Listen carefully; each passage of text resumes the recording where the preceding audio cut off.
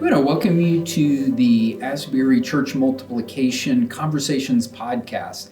And I'm excited to introduce our guest today, Aaron Rooks, who is a pastor, church planter of Every Nation Lexington here in Kentucky. How are you doing, Aaron? I'm doing well. Glad to be here with you. Well, it's so good to have you. I've heard excellent things about the work that you're doing. I know a couple of our friends and people connected with the school are a part of the church plant. Yes, sir. So tell us a little bit about yourself and a little bit about Every Nation Lexington. Yeah, so born and raised, my wife, both and I grew up in Nashville. So Nashville's home for us. We love Nashville, huge on the Titans. And so we went to school in a school right about 45 minutes north called Austin Peay State University.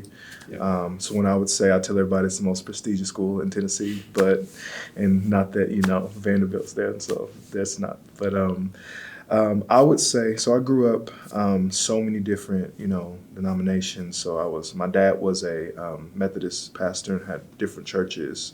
By the time I was growing up, he really was coming out of that. And so we were Methodist, had some Pentecostal roots, and then Baptist. And then I got to Austin Peay and began to hear about Every Nation campus. Okay. And so both my wife and I truly came to faith as college students at our ENC chapter at Austin Peay.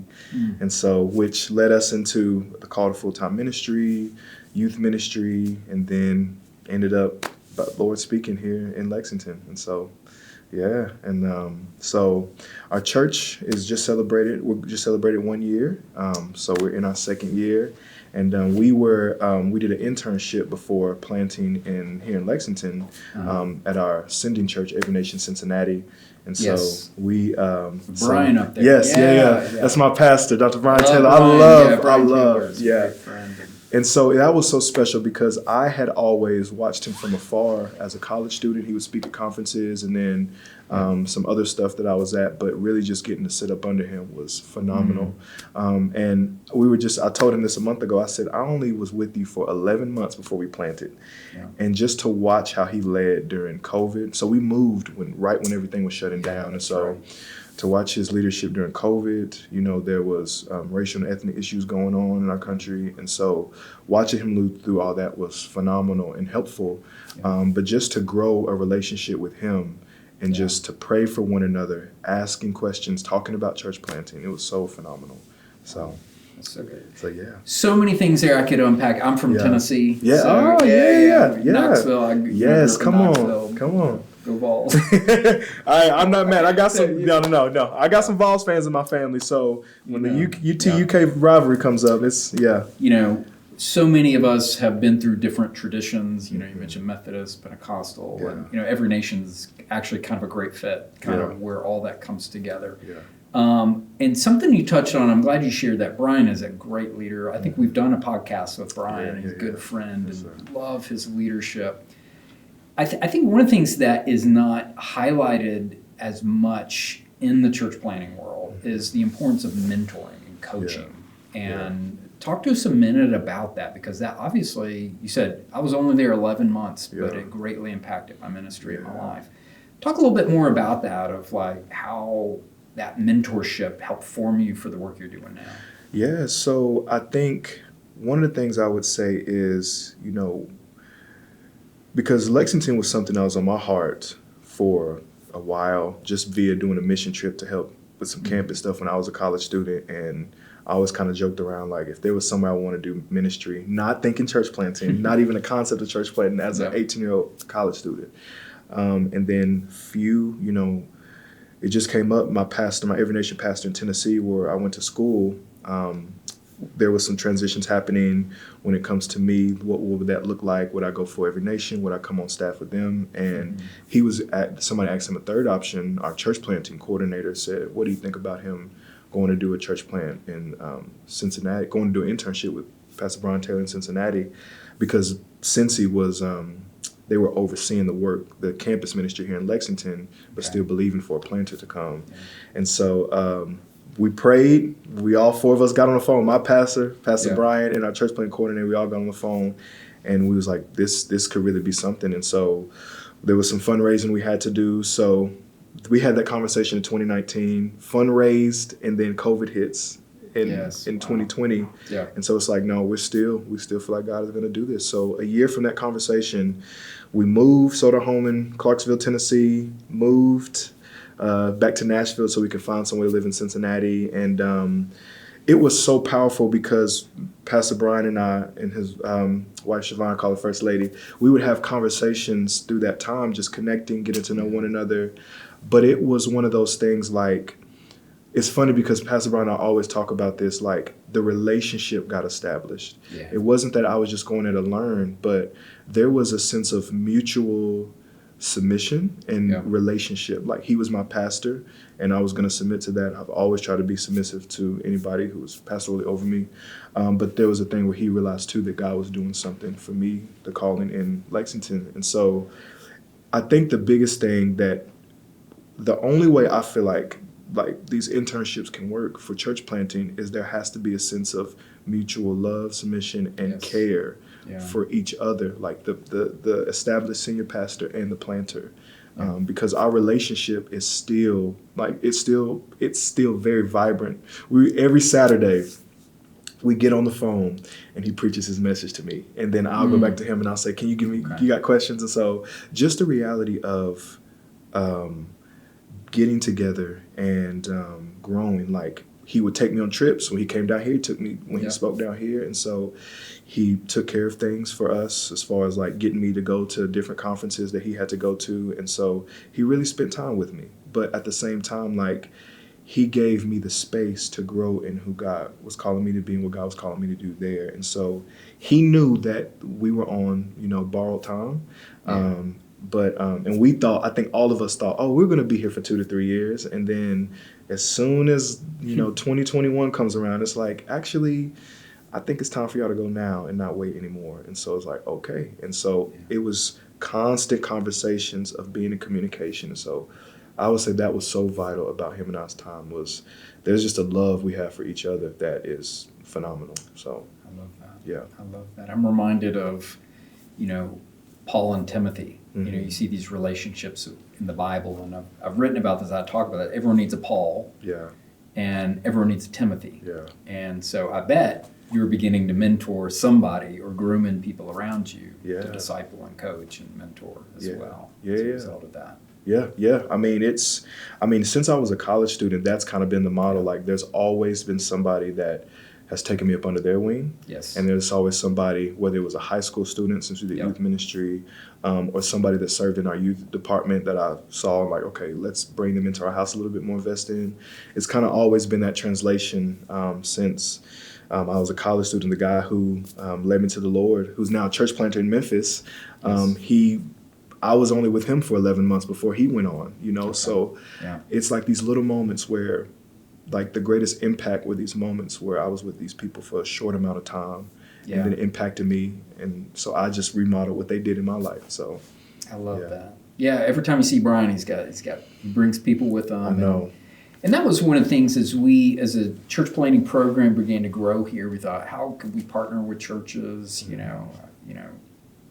Some ways is, funding, there's different things, but we really implemented the coaching relational model, and that's where we kind of out of that was birthed the vision for a fellows program, and you are one of our fellows. So we're excited to have you as I'm a honored. part of Thank the y'all. Asbury family. Yeah, thank y'all for embracing me in that way. I love it. I love the fellowship.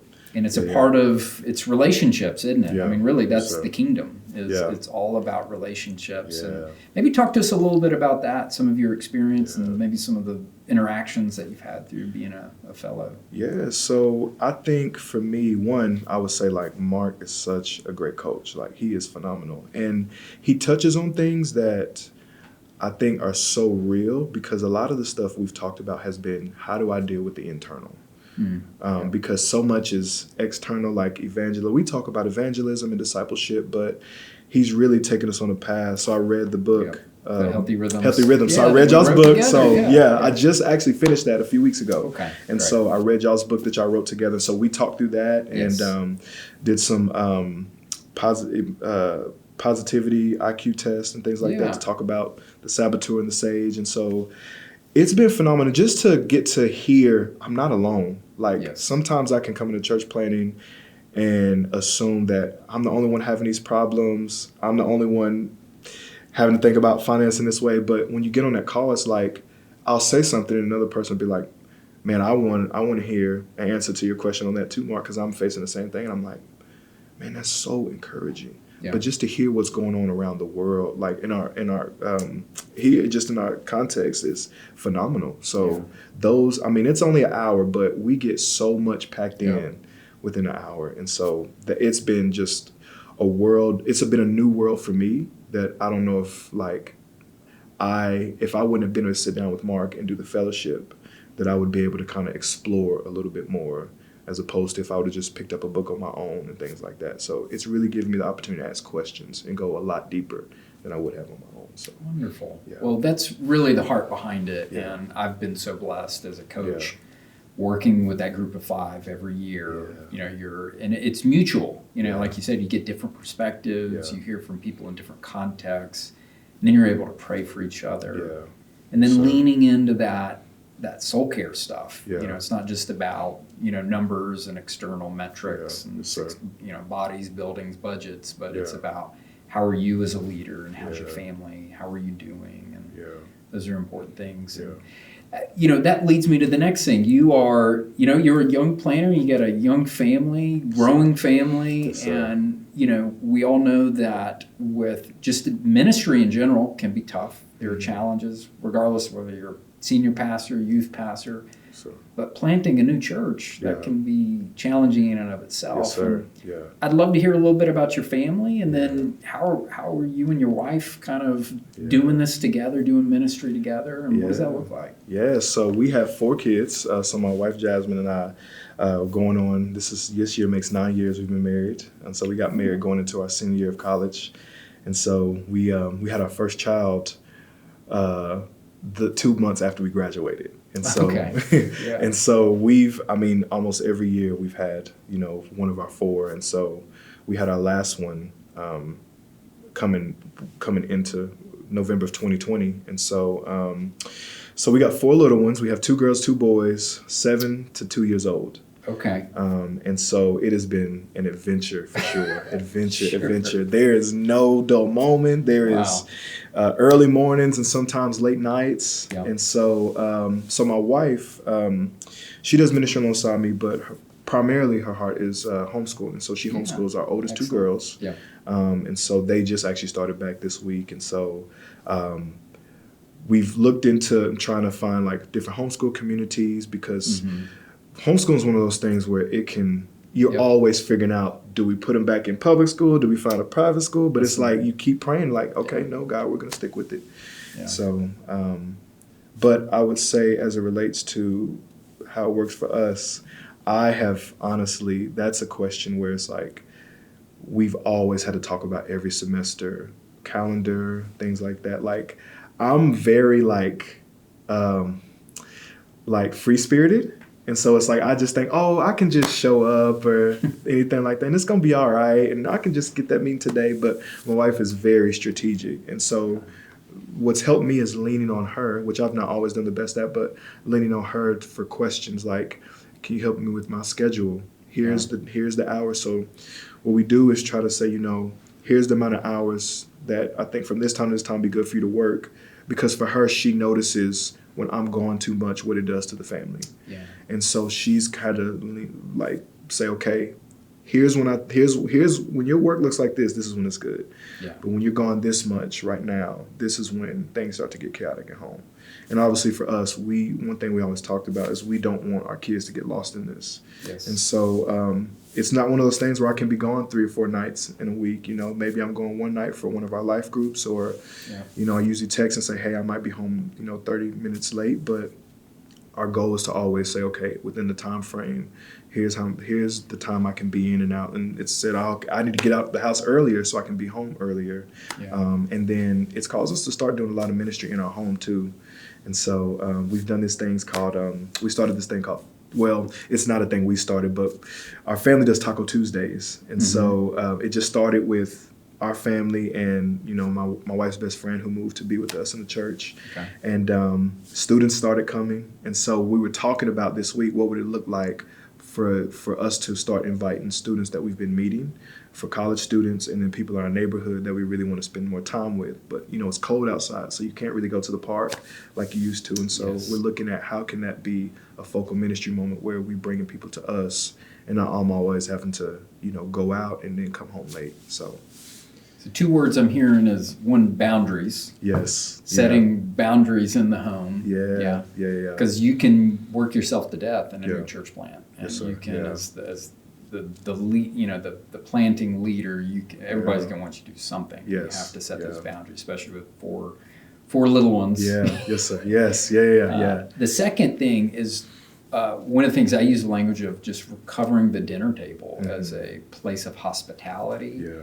And as you look at the growth of the early church, it happened out of the domus, the space of the home, and reclaiming that dinner table. Yeah. It's something we do anyway, Yeah. and kind of reclaiming that and inviting others around it. See how we do life, letting them come in and see your family, and letting your kids then be a part of your ministry. I think that's really powerful. I want to just applaud that you're doing that. Yes, yeah. Thank you.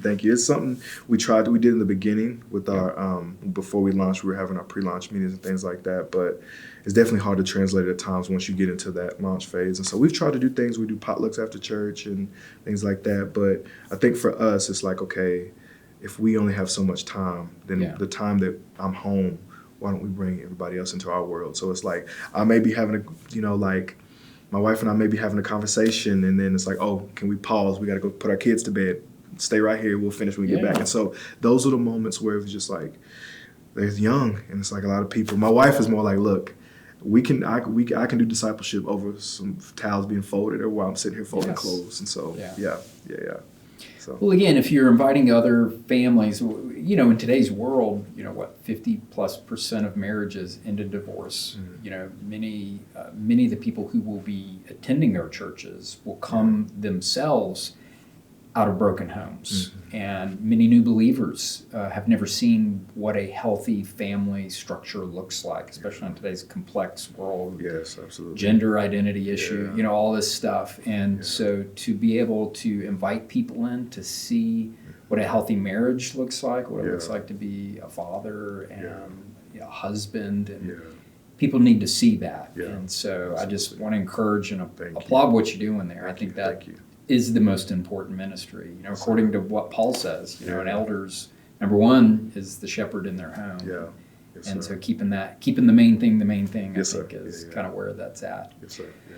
The other thing that's interesting is, you've essentially planted in the midst of a pandemic, which was crazy for all of us, just even working in established roles or ministries. Or talk to us about some of the challenges with that, but also some of the blessings, some of the surprises. So maybe, hey, these were some of the challenges, and then what were some of the surprises, some of the blessings that, looking back, like, wow, God really showed up and used that. So I think the challenges, so for us, it was very unique because, there were some guys that had planted in 2019 and 2020. So they were like 6 months in and then had to shut down. And so it's like, it was so for us, I think, we did the basic things. So our first meeting was actually on Zoom because we were still living in Cincinnati. And then we would drive down once a month to have our vision meetings at the time we were meeting across from University of Kentucky. And so I think the biggest challenge is you really don't know where anybody was. Like, are people ready to come back? How are people feeling coming out of the pandemic? Do people want community? There may be still fears. And so it was one of those things like we really didn't know where people were or what this was going to look like because we were planting in a place where, okay, this is still very much pandemic. And so, we had times where we did mask and things like that. And so that was very, very, I don't want to say it was just all out tough, but it was interesting because you're like, okay, God, is anybody, the age-old question, is anybody going to show up? Who's with us? Yeah. But like just the faithfulness of God, just to provide different people that said, we're with you. Like, I mean, I could sit here and name people, some people that and it's just like, so I look back and I say, even though that was a challenge, that question was kind of like haunting. Yeah. I think to say, okay, I really saw in those moments that when the Lord wants to do something, ain't nothing you gonna do to stop what the Lord wants to do. Yes. And so it's like, if he wants this, he's going to do it. And his church. Yeah. And that's why I realized, I think in that time that it was, because it was like, even amidst that challenge, it's like, okay, God was faithful to show up, and most of our launch team is still with us, and it's been phenomenal. And just we've added people, like we got our worship leader out of doing those vision meetings, and some key leaders, and so it was just like, and then other people in prayer meetings would speak encouraging words, just prophetic words and things like that, and I would write them down, and looking back, man, that actually happened, and so just standing on God's word and the words of other, like the encouraging words of other trusted people, was so foundational, even through navigating all that. So wow, that's so good. And so a good team, I cannot say that enough. Like, you cannot plant alone. Like it wasn't that.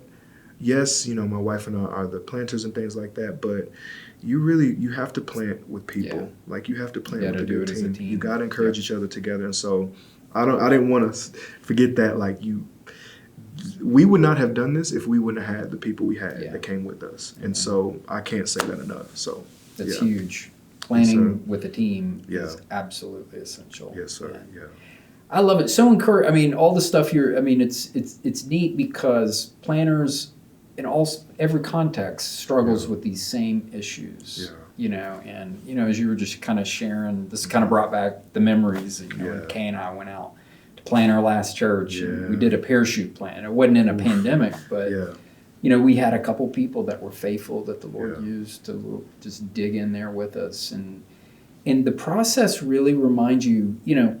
The challenge is, especially in North America, there's the Lone Ranger planters that kind of just go out there and they're just going to do it. And,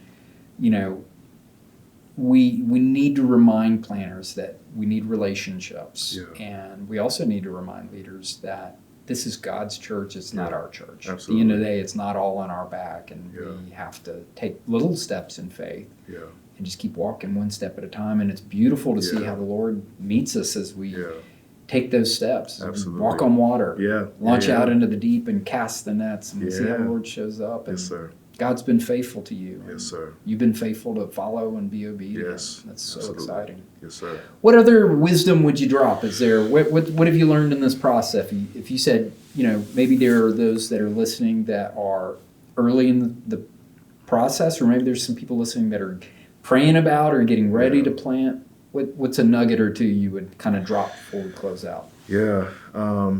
If I had three big ones, I would say, do not move your family. Do not have any conversations until God has spoken to you about church planting. Because church planting can seem like such a good idea. Yeah. But a good idea won't get you, won't encourage you when you're out there and it's lonely, and you're trying to raise up, you're trying to make disciples, when how end's gonna meet here? Like, it has to be God, a word from God that has gotten you here, and standing on God's word constantly. So I'll say that's one. Like, if you want to plant, have a word from God. Like, don't just do it on a good idea. Yes, you got to know that you know. Like,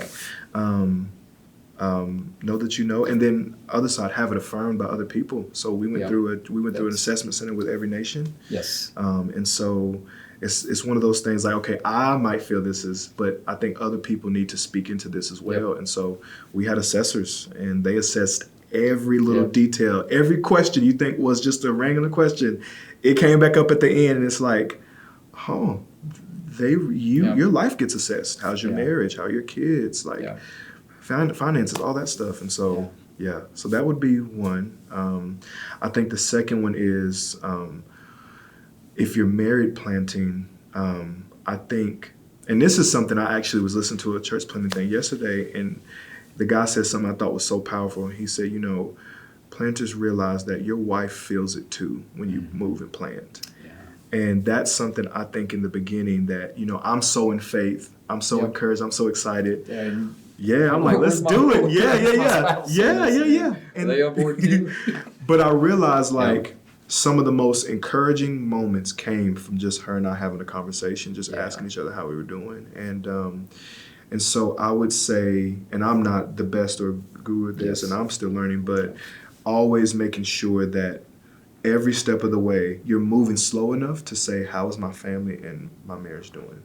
That is so key, so key. And then I would say the last one is one of the, this one's so unique, but make sure that your family is taken care of resource-wise so you can do what God has called you to do. I've realized now just how important it is to have the resources adequately there, because somebody told me, we're talking about a missionary in every nation. I was talking about raising support and things like that, and he was like, so many young people will cut themselves short financially to get on the mission field. Yeah. And I was like, oh my gosh, I've looked back and saw how I've done that. Same parallel for church planning. And so I think don't cut it short. If you're going to be bivocational, if you're going to raise a full partnership team to your church to stand. So whatever model or method, I think knowing that the greatest thing is that your family can be well taken care of. Not that you won't have problems or there might be a bill that gets paid here and there, but I think knowing that your family is taken care of so you can go do what God has called. So that's one stressor I think is so important that, you want to ask God help us to alleviate. Love because, yes, sir. Clear call from God. Be on the same page with your spouse. Yeah, yes, sir. 3, make sure your finances are in order. Do your budget. Yeah. 4th, I would add from the earlier part, get a coach. Yes. Don't do it alone. Yes. That's the other big theme that I've kind of heard from your own story. Have friends, mentors, coaches kind of surrounding you in that. Yeah. Yes. Aaron, this has been great. Thank you so much for taking the time to come and be a part of this. As we close out real quick, a couple things that I think will kind of piggyback on the conversation with Aaron. We have a free online assessment called the Church Planner EQ that you can find on our website, asburychurchplanning.com. If you go to resources, it's a free initial assessment. We've had several thousand people go through it, and it's kind of like a quick snapshot just to help people that are maybe asking themselves the question, am I called to church plant? And that's a good first step. And then there are the assessment centers. There's more in-depth things. And then also you're an Asbury fellow, and so we want to invite people to sign up. If you're interested in becoming an Asbury Church Planning Fellow, this is for leaders who are in the first 1 to 3 years of a new church startup. We offer, there's some funding and coaching and relationships that really come out of that. And the neat thing is even after that year, people go on and those relationships are there. So, Aaron, thank you so much. God bless. And just blessings upon your ministry. Yes, sir. And look forward to seeing how things develop. Yes, thank you. Thank you for having me today. I'm honored.